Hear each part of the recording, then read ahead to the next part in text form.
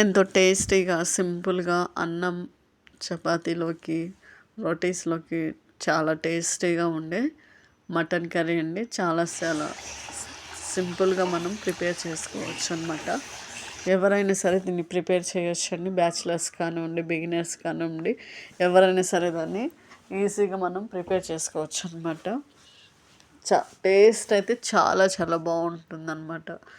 Hi అండి అందరికీ. ఈరోజు ఎంతో టేస్టీగా ఉండే మటన్ కర్రీ అండి. మటన్ మనం శుభ్రంగా కడిగి తీసుకున్నాము. 1/2 kg వరకు నేను తీసుకున్నానండి.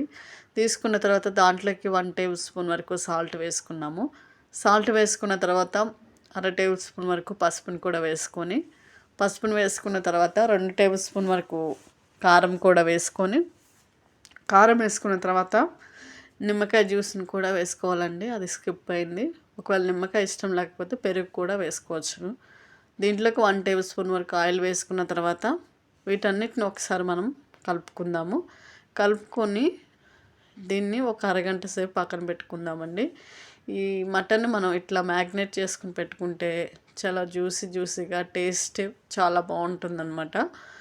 తర్వాత పక్కన పెట్టేసుకున్న తర్వాత మనం దీంట్లోకి మసాలా పేస్ట్ని ప్రిపేర్ చేసుకుందాము. ముందుగా దీనికి కావాల్సిన బిర్యానీ ఆకు, మిరియాలు, ఇలాచి, లవంగాలు, మరాఠీ మొగ్గ, అనాస పువ్వు, జీడిపప్పు, కొంచెం గసగసాలు, ధనియాలు 1 టేబుల్ స్పూను, ఎండుమిర్చి కూడా ఒక 6 తీసుకున్నాను.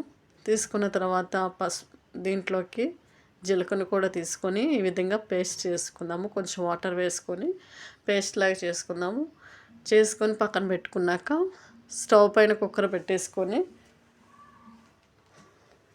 కుక్కర్ హీట్ అయిన తర్వాత దాంట్లోకి 3 లేదా 4 టేబుల్ స్పూన్ వరకు ఆయిల్ వేసుకున్నాము. ఆయిల్ వేసుకున్న తర్వాత దాంట్లోకి జీలకర్ర కూడా కొంచెం వేసుకున్నాము. జీలకర్ర వేసుకున్న తర్వాత జీలకర్ర కొంచెం ఫ్రై అయిన తర్వాత దాంట్లోకి మనం ముందుగా కట్ చేసుకున్న ఆనియన్స్ని కూడా వేసుకుందాము. ఒక పెద్దదైతే ఒకటి సరిపోతుందండి. మీడియంది అయితే 2 కోసుకొని ఈ విధంగా మనము వేసుకున్న తర్వాత గ్రీన్ చిల్లీని కూడా ఒక 4 తీసుకొని కట్ చేసుకుని వేసుకున్నాము. చూసారా, ఈ విధంగా ఉన్న తర్వాత నేను మీకు చూపిస్తాను. దీన్ని ఒకసారి తిప్పుకుందామండి. ఉల్లిపాయలు, పచ్చిమిర్చి మాడిపోకుండా ఫ్రై అయ్యేంత వరకు కూడా కలుపుకుందాము. దీంట్లో అల్లం వెల్లుల్లి పేస్ట్ కూడా వేసుకొని పచ్చివాసన పోయే వరకు ఫ్రై చేసుకుందాము.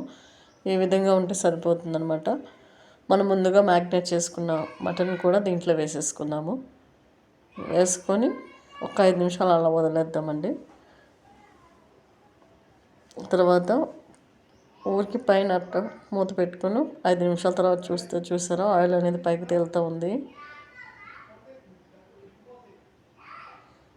ఈ స్టేజ్లో ఒకసారి మనం తిప్పుకున్న తర్వాత సాల్ట్ సరిపోకపోతే సాల్ట్ వేసుకోవచ్చు అండి. కారం అవి కూడా మనం టేస్ట్ తగినంతగా వేసుకోవచ్చు. మళ్ళీ ఒక 5 నిమిషాల తర్వాత చూస్తే ఈ విధంగా ఉంటుంది. మనం ముందుగానే పేస్ట్ చేసుకున్న మసాలా పేస్ట్ని కూడా దీంట్లోకి ఈ పేస్ట్ వేయటం ద్వారా మటన్ కర్రీ అనేది చాలా చాలా బాగుంటుంది. సూపర్గా ఉంటుంది అన్నమాట. స్పైసీగా, జ్యూసీగా, నోట్లో పెట్టుకుంటే చాలా సాఫ్ట్గా ఉంటుందన్నమాట. ఈ తెలంగాణ స్టైల్లో మటన్ కర్రీ అండి చాలా చాలా బాగుంటుంది. సూపర్గా ఉంటుందన్నమాట. దీంట్లోకి మనం 1.5 గ్లాస్ వరకు వాటర్ వేసుకుందాము.